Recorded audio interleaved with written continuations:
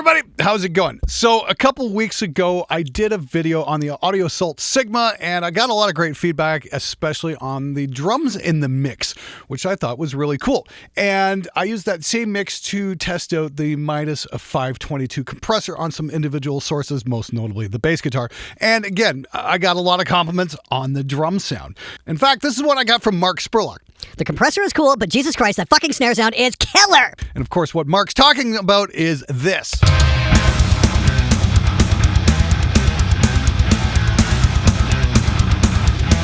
Now, here's the great thing about that. There are no drum samples going on there anywhere. That is just strictly a really good drummer with a kit that was very well mic'd and some absolutely killer processing thanks to AIX DSP.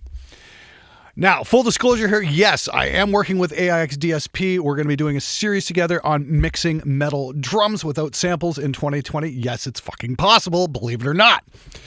Because I think these guys make some super cool tools that are going to help you kind of find your own sound. So instead of using the exact same drum sample library that everybody else is, you can get your own sounds. You mean sound different from other people? Yes! Yes, I do! Now, originally this was going to be just one long episode, but I realized if I do that, this thing's going to be 3 hours long, and I don't want to be editing that much tonight. So I'm going to break this apart into several episodes. We're going to go snare, then kick, and then toms, and then take a look at, room mics, overheads, all that shit. Yeah, we might get 4, 5, 6 episodes out of this. So if you guys have questions about the mix processing, please leave a comment below because I want to hear from you. But what I've been working with since late last year and into this year has been the AIX Drum Producer Pack. And these are 3 indispensable plugins that I use on pretty much every single mix over the last 6 or 7 months or so. And they've completely changed the way how I work with drums. So first and foremost, we've got the multiband gate. Then we've got the drum EQ, and then we've got the brand new Intuition compressor. And I use those 3 in combination on all my close mics. I use them on overheads, room mics, drum crush bus, everything. And they're just a super easy and intuitive way to get great drum sounds. So what I'm going to do is I'm going to turn off all the plugins here. I'm just going to solo up what's going on.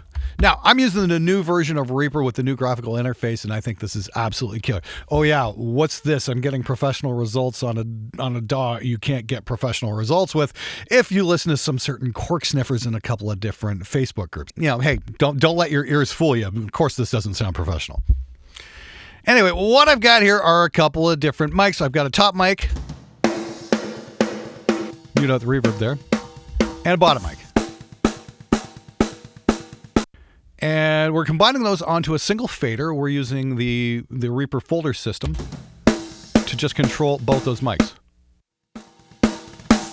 We can mix and match to taste. And they're in phase, because if I flip, it kind of cancels itself out. Now, footnote here, I had Jackson Ward track these and do a couple other pieces for me as well because I'm just trying to speed up my whole production process. So I've been farming out a lot of my drum recordings to Jackson. He does a stellar job, by the way. So there we go. Nice thwacky snare drum. And I think there's a 57 on top or a beta 57 on top, but on the bottom is an AKG 214. And this has kind of been the secret weapon, in my opinion, over the last couple videos, is just been giving me this massive bottom snare sound. It's kind of a sound I've been looking for my whole life, because on top, it's very pingy.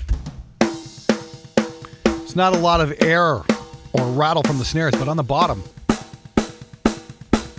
that's a very different sound. Now, I've used small diaphragm condensers. I've used different kinds of dynamics like 421s, 57s. The bottom snare mic's kind of been in there a little bit, but this is the first time I've ever been using a lot of bottom snare mic, and I really like what it's doing to the overall sound of the drum. That's just great. So secret weapon there is the AKG 214. I'm going to have to try it out here as soon as I can get a drummer in. We're going to hook it up and hook up a couple different large diaphragm mics underneath and see what we get. Anyway, so my 3 plugin chain to process a snare drum. Multiband gate first and foremost. I love this plugin because it allows us to approach gating the snare drum in 3 stages as opposed to just 1, because we want to let some of that sustain of the drum through. So let's turn this on here.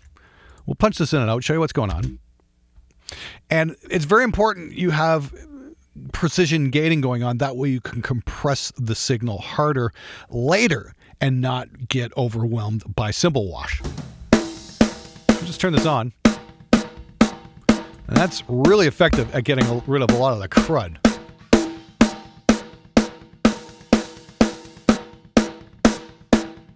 And first and foremost, we're going to look at the mid-range band. We've got this open for 94 milliseconds, just letting the meat of the drum through. 444 milliseconds on the release. Like, we can slow that, or we can speed that right up. But I want to hear the meat of the drum there.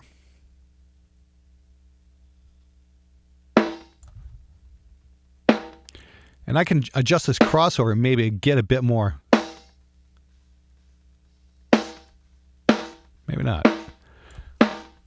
I don't want to get any high end of the cymbal wash coming through. Now, I can play with the crossover here. Basically, I want to get the meat of the drum, but I don't want to get any cymbal wash because I want to treat the cymbal wash differently. So let's take a listen here. Bring this up a bit. So once we start getting around 5 kilohertz, this gets dangerous. So let's a lot of the drum through, but we're gonna treat the wash area of the drum a little bit differently. So let's slow that up. That's where we're getting a little psst, psst. There's a lot of cymbal wash there. Let's speed up the release time. And the hold.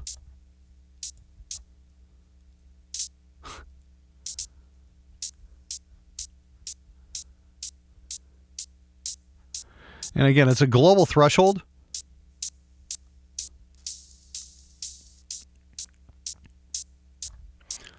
So we're going to open up that release time a little bit longer.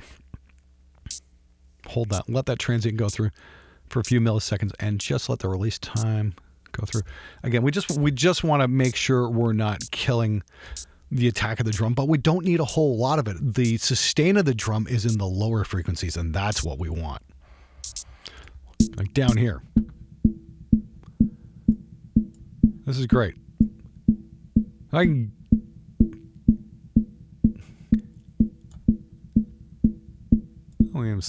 speed up the attack. Wow, that's cool.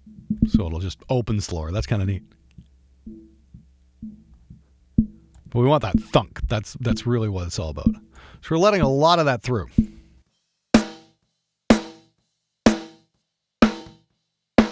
That's low and medium, and we just let that. Notice we've also got a look ahead going on here.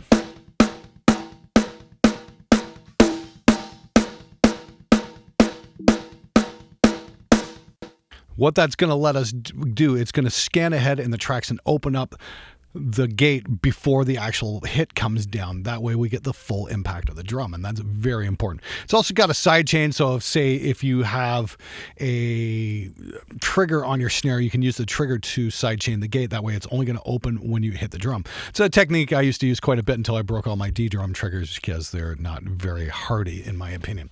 So yeah, that's multiband gate. Real simple and effective way to deal with stuff. The great thing is once you get it dialed in for a particular drummer's style, you can just make some presets and go from there.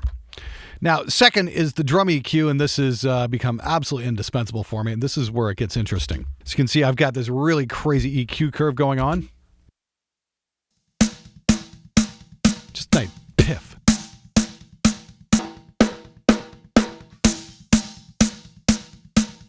Now, the drum EQs really changed my game when it comes to doing drums because it allows you to see the fundamental frequency, which is right here, make an adjustment, and you've tuned it for the whole drum. And then you've got your alternate resonances, which is usually where the nasty hums and rings are, the stuff you're trying to take out of the drum. So this allows you to attack both those areas separately, which is great. And because it's got this tune frequency, it adjusts for all the octaves on the drum logically, so you don't have to hunt them down. They're already laid out for you. This is a time saver. Yes, you could absolutely do this with a normal EQ as long as you have a calculator out and you calculate all the different octaves and all the alternate resonances. Absolutely, it'll take you about 10 times as long to do it as well, but you absolutely can do it that way. This just allows us to find problem frequencies and take them right out. You can even use it dynamically, but for my purposes here, I'm just using it normally, and it seems to be working absolutely amazingly. But here's that resonant frequency. This is the hoop. Let's just adjust this alternate resonance a bit. There it is. It's the ring of the drum right there. And we can just take that right out.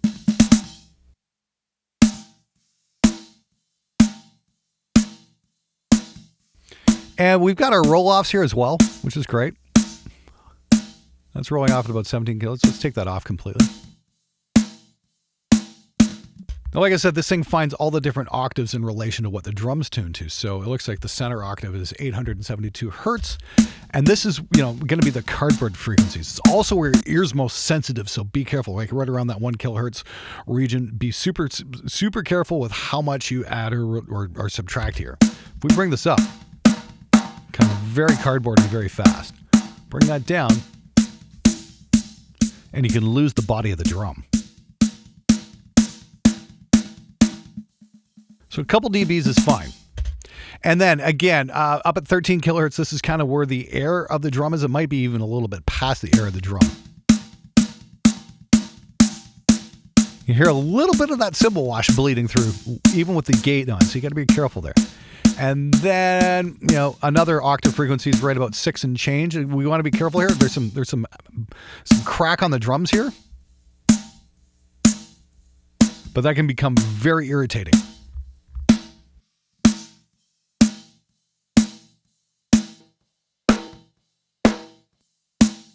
That's really cool right there.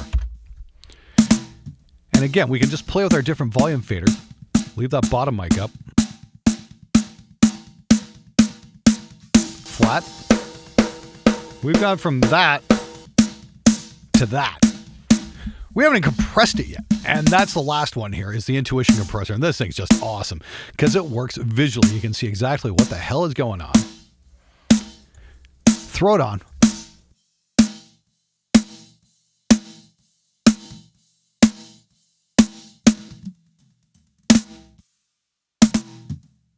Now, normally when I do a compressor, I'll just set everything to maximum on the drum and just start backing it off till I hear the transient come through. So let's try that right now. We're going to take the threshold to infinite, ratio maximum, fastest attack, fastest release, and let's just hear what we get. Probably not a whole lot of everything. We'll just keep back the threshold off a little bit till we hear that transient come through, that initial attack, because I want a lot of attack on this drum. We bring it all the way back here. See, I don't like that. I want to hear more threshold. I want to hit this hard. That's pretty cool right there. Let's bring the ratio back to something reasonable. Maybe about 5 to 1. Yeah, that's got a good thwack. Open the attack up a little bit. That's really got some spikiness to it now. And the release.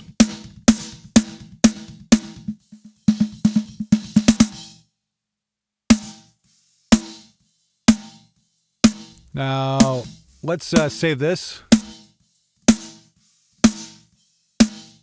Let's try comparing the two. Here's my original one.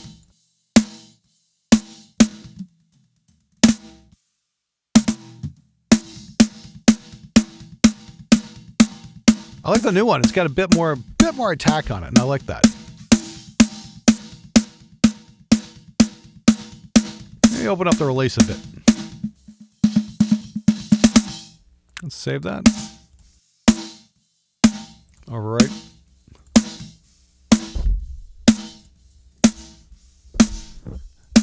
That's super spiky. All right, we'll let a little bit of the sustain of the drum through a little bit more now. I think that's pretty good. Now, the great thing is you can see I'm adding a little bit of makeup gain here. Turn this off. This has got a soft clipper.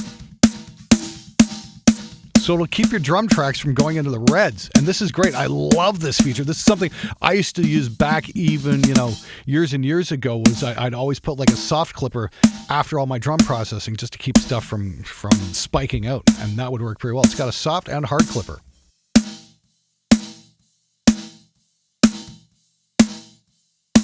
Pretty subtle shift. let's pop that back in the mix. Add a little bit of reverb. There we go. Bring that back a touch.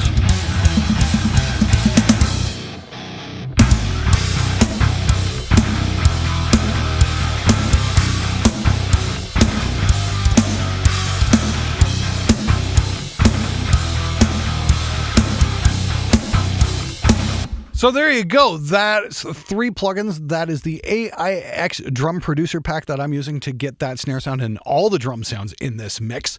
And we're going to take a look at kick in the next episode. I'm going to show you how I use a couple different mics to treat all those and all the AIX stuff as well to do that. Like I said, these are become my absolute first choice for drum processing plugins. I've never come across something so intuitive in my entire 2 decades of making records. I got to say, these plugins have been seriously overdue. I wish they'd come out 2 decades ago. They would have made life a whole lot easier. Anyway, if you follow the link in the description below, you can check out the plugins. They've got some demos available for download. Try them out on your mixes. You just might like the results you get. And if you find the video useful, please make sure you hit that subscribe button. That way you're going to get updated for when the next episode in this series comes out. Till then, thanks so much for watching, and I'll see you next time.